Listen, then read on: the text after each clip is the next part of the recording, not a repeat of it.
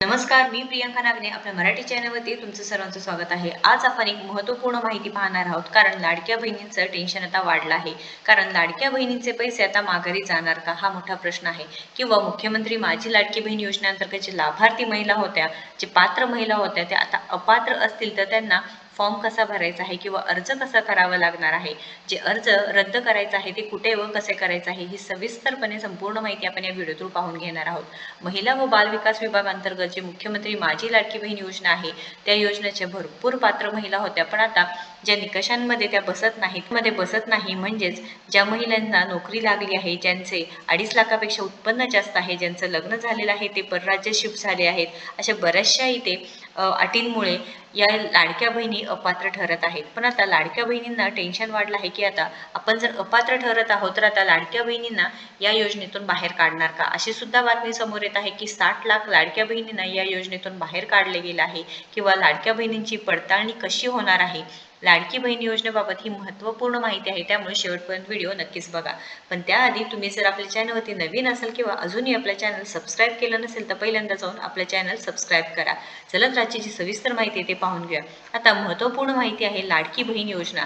आता जुलै महिन्यापासून लाडक्या बहिणींना हप्ते भेटत आहे 1,500, प्रत्येक महिन्याला 1,500 रुपये भेटत आहे. म्हणजे आतापर्यंत 6 हप्ते मिळाले आहेत व जानेवारीच्या 26 तारखेपर्यंत 7वा हप्ता सुद्धा मिळणार, अशी आदित्यताई तटकरे यांनी महत्त्वाची इथे बातमी सांगितली आहे.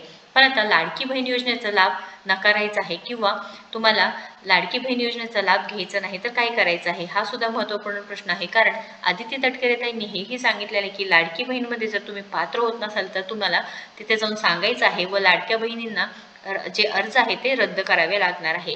लाडकी बहीण योजनेचा जानेवारीचा महिन्याचा हप्ता पुढच्या आठवड्यात लाभार्थी महिलांच्या खात्यामध्ये येणार आहे, असे सुद्धा त्यांनी सांगितलं आहे. मात्र ज्या महिलांना या योजनेचा लाभ घ्यायचा नाही त्यांच्यासाठी सरकारकडून आवाहन करण्यात आलेलं आहे की मधल्या काळात लाभार्थ्यांच्या परिस्थितीमध्ये काही बदल झाले असतील तर त्यांनी हा लाभ नाकारावा, असं सुद्धा आवाहन करण्यात आले आहे. तर महाराष्ट्र गव्हर्नमेंटकडून ही माहिती दिलेली आहे की ज्या योजनेपासून या योजनेमध्ये तुम्ही जर पात्र नसाल किंवा तुमचे जर पात्रतेमध्ये चेंजेस झाले असेल तर नक्कीच हे तुम्हाला इन्फॉर्म करावं लागणार आहे. तर काय करावं लागेल या योजनेपासून दूर होण्यासाठी, भविष्यात होणाऱ्या संभाव्य कारवाईपासून वाचण्यासाठी महिलांनी लाडकी बहीण योजनेचा लाभ नाकारला पाहिजे. लाभार्थी महिलांचे वार्षिक उत्पन्न वाढलं असेल किंवा त्यांना नोकरी लागली असेल किंवा कुटुंबियाकडून चुकीचा अर्ज भरला गेला असेल तर त्यांना लाभ नको म्हणून अर्ज करता येणार आहे, अशी सुद्धा माहिती सांगितली आहे. यासह 2 सरकारी योजनेचा लाभ कोणी घेतला असेल, 4 चाकी वाहन असेल तुमच्याकडे किंवा 2.5 लाख रुपयांपेक्षा तुमच्याकडे जास्त उत्पन्न असेल, या योजनेचा तुम्हाला लाभ घेता येणार नाही. हे निकष योजना जाहीर झाली तेव्हाच लागू करण्यात आली होती, तरीही कुणी सरकारच्या डोळ्यात धूळफेक करून लाभ घेत असेल तर या योजनेपासून दूर राहावे, असे सांगितलेले आहे. तुम्हाला जर लाभ नको असेल तर तुम्हाला इथे अर्ज रद्द सुद्धा करता येणार आहे. आता अर्ज रद्द करण्यासाठी तुम्हाला काय करावं लागणार आहे, तर बाल विकास अधिकारी इथे जाऊन तुम्ही अर्ज नकारू शकता किंवा तहसील कार्यालय किंवा जिल्हाधिकारी कार्यालय इथे जाऊन सुद्धा तुम्ही अर्ज नकारू शकता. म्हणजे अर्ज देऊन तुम्हाला या योजनेचा लाभ घ्यायचा नाही हे सुद्धा तुम्ही सांगू शकणार आहात.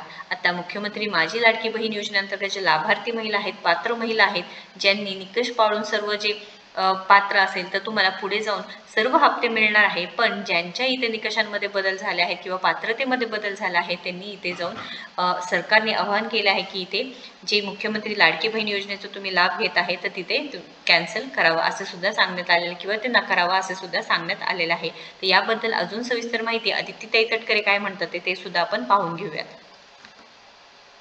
लग्न होऊन इतर राज्यामध्ये वास्तव्यास गेलेले असतील त्यांनी त्या ठिकाणी काही ॲप्लिकेशन्स केलेले आहेत की आम्ही आता या लाभासाठी पात्र नाही आहोत. त्याच्यानंतर डुप्लिकेशन म्हणजे त्यांनी 2 वेळा अर्ज दाखल केले होते किंवा 2-3 वेळा अर्ज दाखल केले होते, अशा काही तक्रारी आल्या होत्या.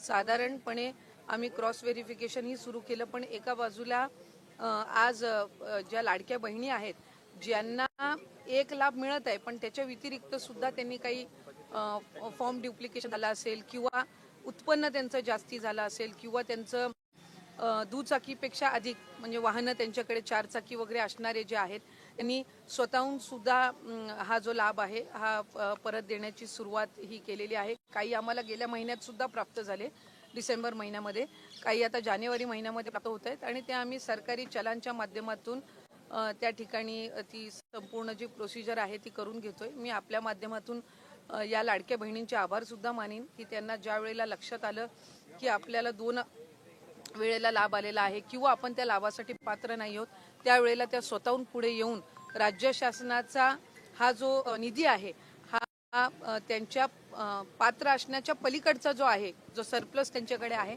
ती परत करण्याची प्रामाणिक भूमिका ही महाराष्ट्राच्या या लाडक्या बहिणींनी घेतलेली आहे. त्याच्यामुळे बहिणी या लाडक्या सुद्धा आहेत आणि त्या प्रामाणिक सुद्धा आहेत, हे आम्हाला या उदाहरणाच्या